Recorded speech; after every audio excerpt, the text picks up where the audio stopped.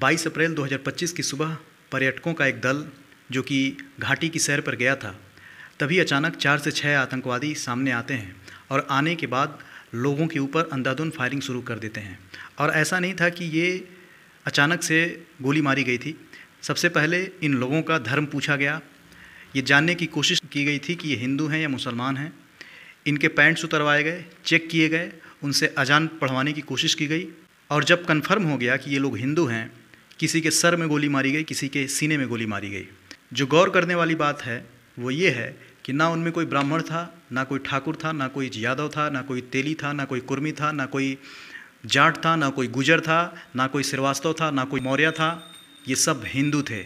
आज हम लोग हिंदू के नाम पर जिस तरीके से जातियों में बटे हुए हैं और बड़ा इतराते हैं अपनी जाति को लेकर, आतंकवादियों ने जब गोली मारी तो ये नहीं पूछा कि तुम यादव हो, तुम ब्राह्मण हो, तुम बनिया हो, तुम ठाकुर हो, तुम गुजर हो, तुम जाट हो।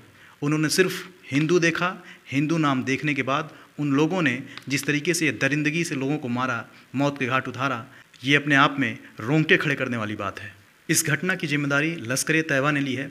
लश्कर-ए-तैयबा का एक ग्रुप है द रेजिस्टेंट फ्रंट, जो कि हमारे 28 लोगों की निर्मम तरीके से हत्या कर देते हैं। ये पर्यटक कश्मीर घूमने आए थे। इनकी गलती सिर्फ ये थी कि ये हिंदू थे और ऐसा ये पहली बार नहीं हुआ है दोस्तों, इसके पहले भी ऐसी घटनाएं हो चुकी हैं। फ़र्क सिर्फ इतना है कि घटनाएं होने के बाद हम भूल जाते हैं और हम इतने मैच्योर बनते हैं, इतने महान बनते हैं। इतनी महानता की ज़रूरत नहीं है। उनको उन्हीं की भाषा में अब जवाब देना पड़ेगा। आप सोचिए उन मासूम बच्चों का, उन मासूम लोगों का क्या कसूर था जो सिर्फ कश्मीर घूमने गए थे अपने लोगों के साथ, और उनका धर्म पूछकर सिर्फ इसलिए मार दिया जाता है क्योंकि वो हिंदू थे। हाथ में कलावा देखकर, सर पे टीका देखकर, शरीर में जनेऊ देखकर मार दिया जाता है। ये कोई पहली बार नहीं है दोस्तों। 1998 में 35 लोगों को सिर्फ इसलिए गोली मार दी जाती है क्योंकि उनके माथे पर तिलक था। छपनेरी में 26 लोगों को इसलिए मार दिया जाता है क्योंकि उन लोगों ने जनेऊ पहन रखा था। 29 लोगों को प्राणकोटे में सिर्फ इसलिए गोली मार दी जाती है क्योंकि उन लोगों ने रक्षा सूत्र पहन रखा था। जानते हैं उनको क्यों गोली मारी गई थी? सिर्फ वो हिंदू थे। वनधाम में 23 लोगों की गोली मारकर हत्या कर दी जाती है क्योंकि वो मूर्ति पूजा करते थे, सिर्फ हिंदू थे। ध्यान रखिएगा, सिर्फ हिंदू थे। कश्मीर ही नहीं दोस्तों, बांग्लादेश में एयरपोर्ट पर जिन हिंदुओं को गोली मारी गई थी, उनका पैंट उतरवाया गया था, उनके हाथ में रक्षा सूत्र देखकर, माथे पर तिलक देखकर इसलिए गोली मार दी जाती है क्योंकि वो हिंदू थे। हिंदू इसलिए चुप है, कोई पंडित है, कोई ठाकुर है, कोई जाट है, कोई गुजर है, कोई श्रीवास्तव है, कोई कुर्मी है, कोई तेली है, जो इस बात पर लड़ रहे हैं। आतंकवादियों ने ये नहीं पूछा कि आप पंडित हैं, कि आप ठाकुर हैं, कि आप यादव हैं, कि आप जायसवाल हैं, कि आप बनिया हैं, कि तेली हैं। उन्होंने सिर्फ ये देखा कि ये हिंदू है और इसलिए उनको गोली मार दी जाती है। सोचिए, उनके पैंट उतरवाए जाते हैं, उनसे कलमा पढ़ने के लिए कहा जाता है। अगर उनके माथे पर तिलक है, जनेऊ है, रक्षा सूत्र है, वो फ़ौरन गोली मारते हैं। इस हद तक इनकी मानसिकता जा चुकी है। जो 28 लोग मारे गए हैं उनमें एक नेवी का अफसर था जिसका नाम विनय नरवाल। विनय नरवाल की उम्र लगभग 26 वर्ष के आसपास बताई जा रही है। वो हनीमून पर अपनी पत्नी के साथ गया था और इन दरिंदों ने उससे पूछा कि तुम्हारा नाम क्या है, और आतंकवादियों को लग गया कि ये हिंदू है। उसको उसकी पत्नी के सामने गोली मार दी जाती है। और तो और एक पत्नी अपने पति के लिए रो रही थी क्योंकि उसके पति को आतंकवादियों ने गोली मारकर हत्या कर दी। वो पत्नी बोलती है आतंकवादियों से कि तुमने मेरे पति को मार दिया, अब मुझे भी मार दो।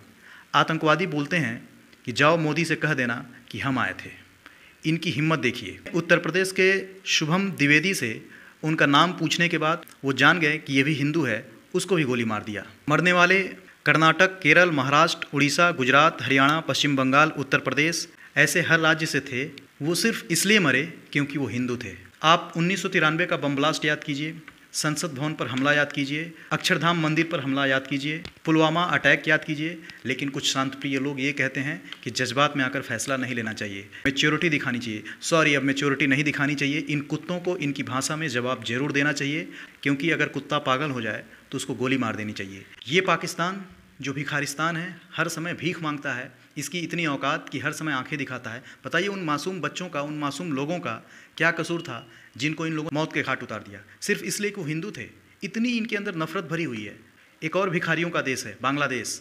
ये भी अब आए दिन भारत को आंखें दिखाता है। अब समय आ गया है दोस्तों, हम इनको ईंट का जवाब पत्थर से दें, क्योंकि ऐसे लोगों को जब तक इनकी भाषा में जवाब नहीं मिलेगा, ये ऐसे ही अटैक करेंगे, ऐसे ही निर्दोष लोगों को मारेंगे, ऐसे ही ये लोग आतंक फैलाते रहेंगे। क्योंकि पहलगाम में जिस तरीके से इन लोगों ने 28 निर्दोष लोगों को मौत के घाट उतारा है, ये सब देखने के बाद इंसान सिहर उठा है। अब बस बहुत हुआ। इनके आतंक का सफाया जड़ से करना बहुत ज़रूरी है और इनको इनकी भाषा में जवाब देना बहुत ज़्यादा ज़रूरी है। मोदी जी, देश पूरा आपके साथ है। आप लोग जितनी जल्दी हो सके इंडियन आर्मी को छूट दें।